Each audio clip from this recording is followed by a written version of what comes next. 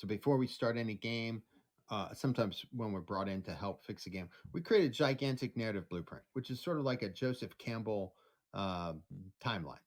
That's the easiest way to put it. It's sort of Right. like a Joseph Campbell timeline. And what is the character's journey? What powers do they get along their quest? What are the enemies? What environments are they set? So it's multi-level timeline.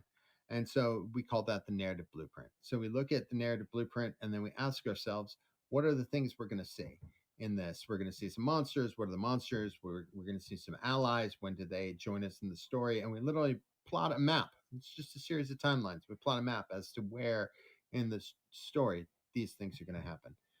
So that's part of it. My job is to keep that and make sure that all the little buckets that we put on this timeline are filled in. Those buckets are then part of this larger document called the game design document. The game design document literally says, here are all the monsters. So Hmm.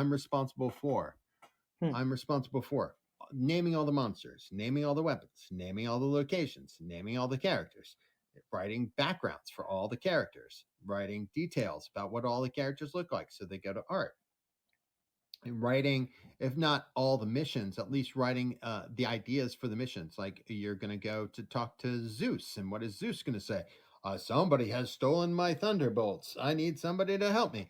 So we're responsible for keeping the game loop together, which is like the process of like literally what we talked about. It's like sort of a micro Campbellian journey. You know, you talk to the quest giver. Quest giver says, go here. Then you go here. Then you go here. Then you get the thunderbolts. Then you come back and give them to Zeus. And Zeus is like, hey, here's a boon.